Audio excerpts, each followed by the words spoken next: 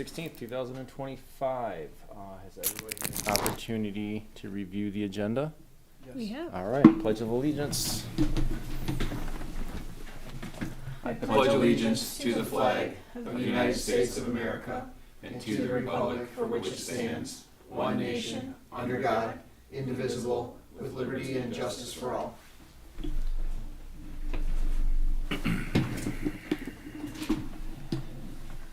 I have some additions to the agenda, but before I do, does anybody else have any other additions? I guess mine is going to be recommendation regarding the generator to the board for approval. So just a formal recommendation as an action item, so that they know that we are in support of the generator project going forward. So I guess that'll be the first addition. Does anybody else have anything else to add or delete from the agenda? A motion to add the generator to the agenda. Do I hear a second? Second. Any discussion necessary at this point? No? All right, all in favor? Aye. Right. Any other additions or deletions? Seeing none, do I hear a motion to approve the agenda as modified? So moved. Do I hear a second? Second. All in favor? Aye. Aye. All right. Moving on. Seeing that there is no public, we don't have any public comment. Motion to approve the minutes of August 19th, 2025 of the regular police commission meeting. So moved. Do I hear a second? Second. All in favor? Aye. All right, then that takes us to the first action item for the formal recommendation of the generator project being presented to the township board. Eligibility list. I have Are we that as doing it a, as a discussion? I have Okay. that as a discussion You're right. item. I'm wrong. Well, thank you. No I problem. appreciate that. Admitting your faults is, that's a start. So going forward, Chief, where would you like us to start? I can just give you a couple brief bullet points on the generator. It was manufactured in the late 80s. I don't know the exact year. It was installed in approximately 1992.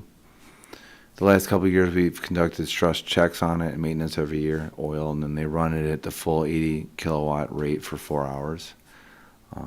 The original, from what we're being told, expectancy of life was 25 years.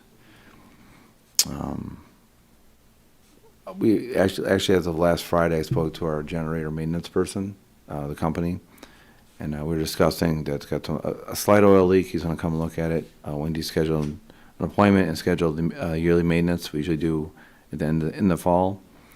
And he first thing he said to me, he goes, "You should replace this 10 years ago." It says you're putting too much on the line to have this old generator. So be it.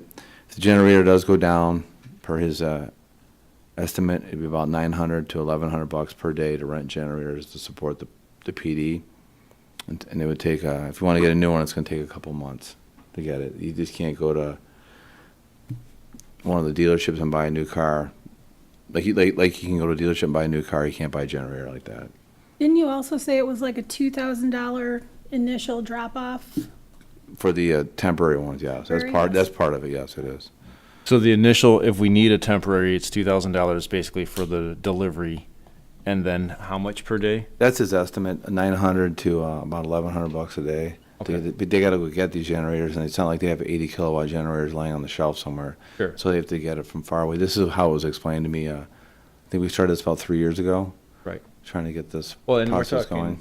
we're talking about generators kind of like how DET pre-plans an outage with these lines, and they hook up a generator when they're running these other lines like they had over by the airport before, right? Something Right. similar to that? So Right. so in an emergency situation, you would have to get a generator from somewhere, seeing that if it was an emergency like a cold snap or a storm that came through, how many other people are going to ask for a generator at the same time? How long is it going to take for you to get it? That's if the generator goes down. I don't know. Correct. I can't answer that, how long it would take them to acquire, and if generator power to be replaced, 'cause they're going to have to do if we had to get a temporary installed right now, they'd have to rewire some of the panels to actually make it so we can accept that generator. So, And I'm not an electrician, but. Chief, what does that generator run? What does it operate when it kicks Natural in? gas, 80 kilowatts. We're looking to move it up to 100 kilowatts. So I guess not. What does it feed? Oh, what does it feed? Does it feed both the police and fire? I'll go up here real quick. Yeah. All right, we're gonna take some guesses here. That's showing up on your TV screens? It does. This is? Yes. I can't see it. Is it focused in and everything? Yeah, you're good. You're fine. So this basically, this sheet was prepared by the fire chief and myself, and oh, here we go. Fire chief and myself. So basically, the whole department. So there's multitudes of it. During the winter, it is a heating station for the public. When they come in the summer, it's a cooling station. I'll start from the fire side. Those, I don't know if you guys ever noticed those giant fire doors. Those would run on the generator if the power went out to open them. Every one of those fire rigs is actually plugged into the power right now, as of right now while we're speaking, which charges all the stuff inside there. And then you also have the dive team is run through the Grossville Police Department, headed by Deputy Chief Brozak. All those tanks are charged in our building. All the air tanks for all of downriver are recharged in our building. The jail, we'd lose the jail if we didn't have a generator. And the most important thing by law, we have to have a generator on site, requires an emergency for the emergency communication center. So basically by law, the national standard for PSAP is having a generator on site for your dispatch center. So if you lose dispatch, you lose the radio system right here. You lose the 911 calls will be forwarded to another city. We lose our incoming calls. We lose our CAD, computer aided design, our dispatch, sorry. The lean system, we run people. We lose the entire camera system. We lose the ability to look into the school cameras or any other cameras on the island. And the biggest one is we lose the ability to dispatch the fire department to any medical emergencies. That's if we lose the generator while we're out of power. And about a year ago, we ran it for a week. We couldn't turn it off. Our Michigan generator came and helped us out with it, which was great. Then you go around the rest of the building. All those things are. Oh, then our Incident Command Center, which is our training room, we would lose that. The 1700 radio station that we broadcast on. So people that are up mainly on the Canadian side of the island, if power goes out, they lose their Wi-Fi, right? They don't have cell service. If they don't know what's going on, our radio station can broadcast. That's why we keep it up, because we know we have cellular problems on there. So a lot of this depends on the generator working or not. I know it's a lot of stuff there, but 33 years old, our opinion as managers is, what are we doing here? It should have been replaced 10 years ago, like the generator person said, or repair person said. I think it's a no-brainer. I don't think it's just your opinion. I think it's due diligence that both you and Chief Roscoe have done. And if anybody actually who is not in favor of this did their due diligence, they would find some of the same things I've done as well, is after 30 years, even with low hours, most manufacturers, insurers, they consider those units well beyond their typical service life. We have a budget. This is well within the budget. You've both prepared for this. This isn't a decision that was made lightly. You've put considerable amount of hours into this to make sure that you both have covered every base possible. The board approved your request to have CE Rains project manage this to be sure that you are, again, covering all your bases. You have done every bit of due diligence possible, and I find it quite disturbing that anybody would question two managers, let alone the police chief and fire chief in our community on a topic like this. I don't understand why we're having to debate this, but again, the due diligence is there, and I appreciate how much you put into it. You got to look at it this way too. I've had a lot of good questions from board members. I really have. We have to have the generator on site. It's got to be something that we consider reliable, not something 40-something years old that's driven around that. They can be driven from place to place. It's got to be on ours, and it's only by ours. We're not sharing it. I'm not going to have a generator that's a mobile taken to other places in the township. That's out of our site. That's ours. We pay for the maintenance. We run it. Us and the fire department. But like today, I always use the analogy that my car is very old. My personal car is very old. I don't want to get too much into it. But when that car breaks down, I can go get one pretty sure tomorrow. And I'll walk out with the car, new or used. This generator, we're not going to get that. Even to get a rental come in, it's going to take days. So we're not going to have any power in the building for days if that happens. When you run a business or some type of public safety or emergency services, you don't wait for ambulances, fire trucks, police cars, generators, computer systems to crash before you take action. You replace them on a schedule. You replace them on, this one should have been replaced, according to Michigan Generator, a decade ago. And I'm not bothered by questions. I think it's I think good. they're great. As board members, we all should ask questions. Yep. What I'm bothered by is the repetitive nature of the same question, as if there's going to be a different answer. That's what concerns me, and I just think we need to, you've done your due diligence, you put a lot of time into this, you have a lot of other things on your plate. We need to move forward. I'm just looking for a recommendation from the police commission. A little side note, a couple days ago, the fire commission had to sat here. They did, I don't know if they did a vote for support, but they clearly supported the fire chief for the exact same thing. This is a dual project between fire and police. This is not us, it's not them. We both depend on this thing when the power goes out. And then it's about, so we'll have hopefully 2 commissions endorsing this action in front of the board. Their commission chair has asked that we make sure, and I'm sure Chief Roscoe will do this, but that we advise him, if possible, in advance, the meeting that this topic is going to be on, this action item will be on, because he wanted to attend and make sure that, you know, there are no issues from at least the fire commission's end. Did I answer you guys' questions? Yeah. All right. Yeah, so kind of high level, the power goes out, the generator doesn't work, you can't dispatch anybody. You've got no communication with anybody in the department, on the road, in the fire department. No It'll be line of 911. sight with the radios. These will go to line of sight. So they can maybe still hit on the repeater. I think they still will hit on the repeater system, but dispatch will have to run off a prep radio. So we just had that, we lost the internet in the buildings, we lost our radio. So we just did that a couple days ago, but it worked out great, so. Yeah. 2024, the national average for this, for police across the nation, is 15 to 20 years. So you're well past it.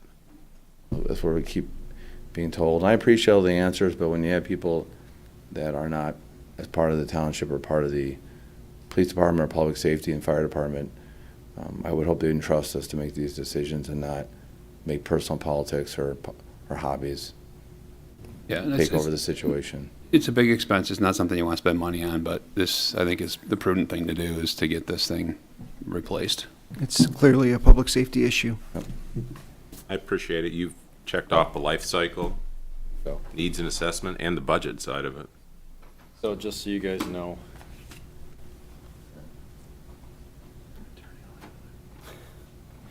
this is, I visited the chief when I was at the station. This is one of the oil leaks. Sorry. This is one of the oil leaks underneath it of the generator. So in doing my own due diligence with the chief, we've got an oil leak there.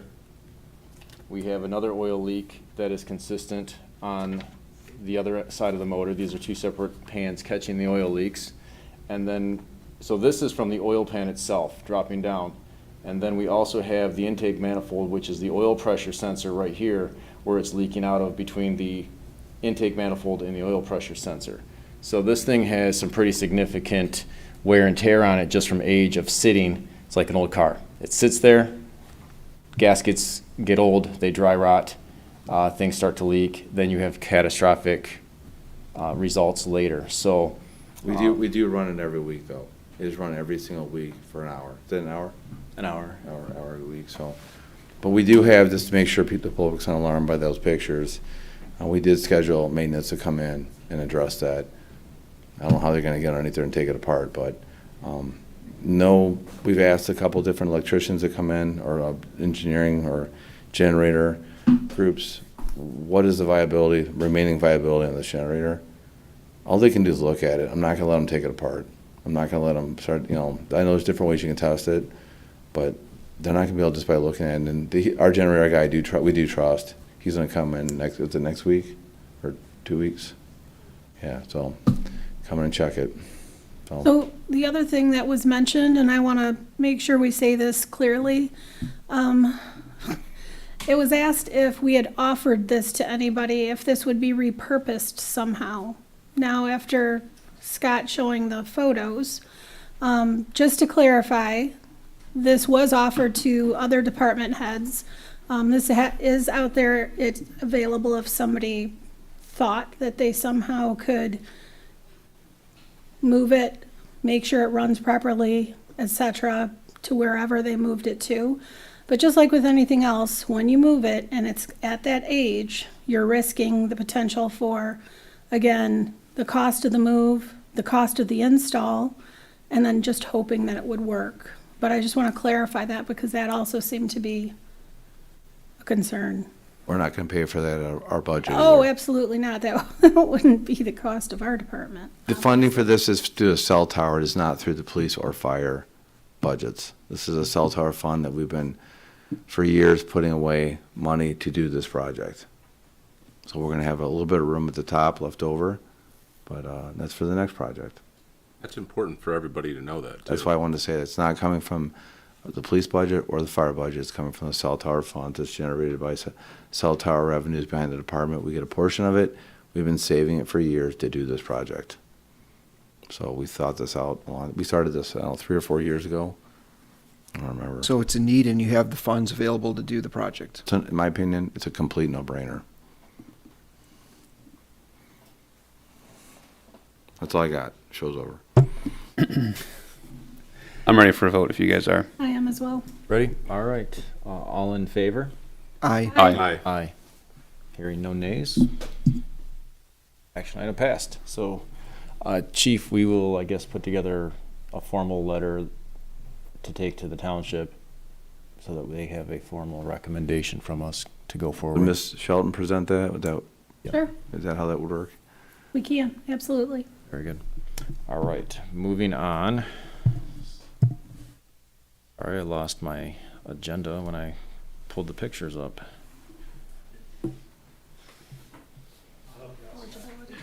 Thank you, eligibility list. Deputy Chief, where are we at with that? Well, I don't know. I think he thought he was doing the monthly report. You want to do the report first? Yep. All right. The chief would talk about the eligibility list. All Do right, we have an Deputy Chief. eligibility list? Monthly No, report. we do not. So for the month of August 2025,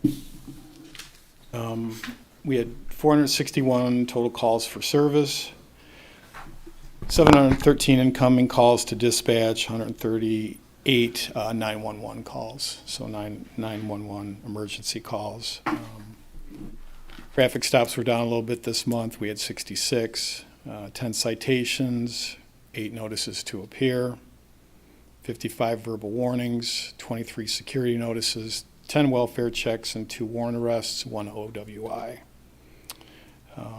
18 reports, 12 FOIAs, 10 accidents, and 0 car deer. The DB had 18 cases assigned, 14 cases were closed, and 4 are still active. For the ACO, or the Animal Control Report, which is also encompassing ordinance, she had 42 calls for animal control and 88 for ordinance. The reserve report for August, they logged a total of 64 hours. The August events, August 16th was the Simpsonian 5K Kickoff Classic that they helped with. On the 28th, officers worked vacation details, and to this date for September, we don't have any scheduled events. I did want to add that we had our Stone Garden meeting, which was Tuesday, and I think everybody's familiar with Stone Garden and the grant. It's a federal grant. It's run through FEMA. FEMA gives money to the state, and then the state sends it down to the county level. County level then sends it to the local municipalities. It's for border enforcement and border security. We were granted $8,000 for the boat for overtime. It's about 14 two-man shifts. So it's not a lot, but it's something. So we have that for next summer, which is good. It's a little bit, every little bit helps. And that's all I had. So did anybody have any questions about August's numbers? No. Does that cover gas? I don't remember the grant. And does that cover the gas? It does not. Okay, I'm sorry. I couldn't It does remember. not. No, we record it, but they do not reimburse for gas. And as far as the eligibility list, I apologize about that, but I have no information for that. No, I think we have to get that from Derek. Yeah. He has to kick it off. Chief, or Deputy Chief, just so you, I was asked to bring up, since we don't have it for the reserve report for scheduled events for September, homecoming parade and homecoming game, which is, let me pull that back up, the 9th. Yes, I think it is. So actually it'll be October, sorry, they brought it up to me today. Parade is October 10th, based upon this going out. Arrival is 3:45 p.m. Parade starts promptly at 4:30. And then the game to follow immediately after, correct? 7 p.m. probably. 7 p.m. Is your requester sending an email? They're going to be sending a request to the department through email. Okay. This was just sent to me to bring up tonight since they knew we had a meeting tonight. Are they doing anything at the high school, a dance or anything there, or is it off island? We don't know. Homecoming's at the high school, I'm pretty sure. Normally the Yeah, dance so is the at the high prom's off school, island, so I right. don't know what their plans are. Once we get the details, we can Sure. Figure it out. Just to bring it to your forefront to watch for that email. And when that's it comes October through. 10th, so, October 10th. okay. All right. Moving on with, They'll have eligibility list and department updates. thank you, yes, there it is, department updates. We don't have anything specific for department updates. Chief, is there anything? Two quick things. John Ames, Officer Ames, started on August 25th. He's doing a great job. He's well liked, doing great on FTO. He's getting along with everybody. We anticipate him finishing his FTO early, so that he should be on the road in a couple weeks.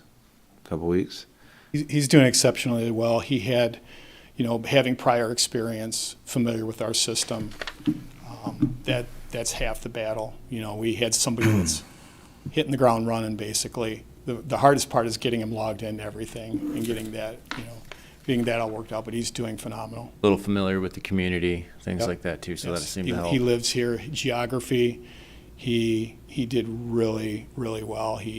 Because he lives here, but he did study it well. I talked to his FTO, which is Sergeant Carrico. He said he knew where everything was at right out of the gate. Very good. I got one more thing, speaking about Sergeant Carrico. Several months ago, we put out to the department who would like to fill in for the open DEA position. So it's open for patrol officers only, not sergeant or above. And now Sergeant Carrico is one of the people that wanted to go back to DEA. He left DEA to take the sergeant position. There's still an opening. He is the best candidate for the position. He is in demote. He wants to willingly demote himself back to patrolman to go to DEA. And this would be as he calls it, a step down. He's the best one for the position, hands down. I've been asked a couple times, why don't we put a sergeant at DEA? That's just going to cost us $7,000, $8,000, $9,000, $10,000 more a year for the sergeant, and he's going to be supervising himself. That's why you don't have a sergeant at DEA. Our sergeants are for the road. So that'll give us an opening in the DEA position, or a sergeant position. We're going to let this, he won't be going out until this is all based on, remember we talked about, Todd and I, Deputy Chief and I talked about the scheduling woes we had over the summer. People coming, it's almost done with. Ames coming back on. And we've been holding off on filling that position. We didn't want to take one more from the road.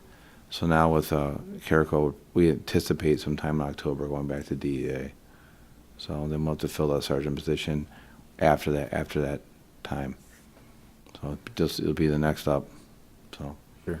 And Chief, to comment on the sergeant position with the DEA, we've kind of followed that rule too of we're not putting a sergeant in a detective bureau also to sit in a detective bureau. We need those officers on the road as supervisors, so. Correct. Very good. We like him to stay as a sergeant, but I totally understand, and I know the three of us have talked about this in great detail. He's a very good officer, very good. Very good. And we have a lot of respect for him, but we're also going to respect his wishes, so. Okay. Anybody have any questions or comments? Okay. Moving on. Deputy Chief, you have anything else for us? Nope, that's it. All right, liaison report then. Well, we covered most of it. I just wanted to emphasize the generator and the need for it, but we've all aligned on it. And I'm going to emphasize once more, simple logic confirms that the generator, at the age that it is, can't be relied upon for critical infrastructure. And as a board member, it is a top priority, probably the top priority. There are 10,000 plus residents on this island. If for any reason we needed this generator and it could not support us, that's a failure on the board, in my opinion. If the due diligence hadn't been done, there's failure there. We've all done our job. We've been responsible. And my expectation is that when this comes to the board, we will do the correct thing, and we will vote yes on the purchase of the generator, which again is well within our budget. It was budgeted for within the cell tower funds. So that's basically it from me. Good. Questions, anybody on the liaison report or comment? No. All right. Motion to approve the monthly reports. Motion to approve? Support. All in favor? Aye. Aye. All right, working backwards, Chief. So where are we at on the eligibility list then? We haven't started yet. I don't recall where we left it off. Was that where you were going to talk to Manager Thiel about, and I think he said we can go forward in establishing an eligibility list, but not to hire, just to get a list I for my replacement. I talked to Derek informally, and I think I'd have to double check my emails. I think I might have put an email between him, myself, and Scott on that one. So I can follow up with Derek, or I'll double check my email. If I didn't do it formally through email, I'll make sure that I do that. So we're budgeted for 23 members of the department. With me leaving, that'll put us down to 22. It's still the same fiscal year, so we're still budgeted for that position. It'll be at an 80%, the new hire would be at 80% of a new employee's wages. They have a scale, they follow, go up. So it'll be 80% of what a officer is paid right now, and we're budgeted for it. So I don't see an issue with it, but we've had a hard time getting people to apply here. Hopefully it'll, maybe we'll find keep finding applicants that are good. So. Very good. All right. Anybody have any other comment? I just think we need to, as a community, as board, I think we're going to have to work on becoming a bit more competitive when it comes to public safety.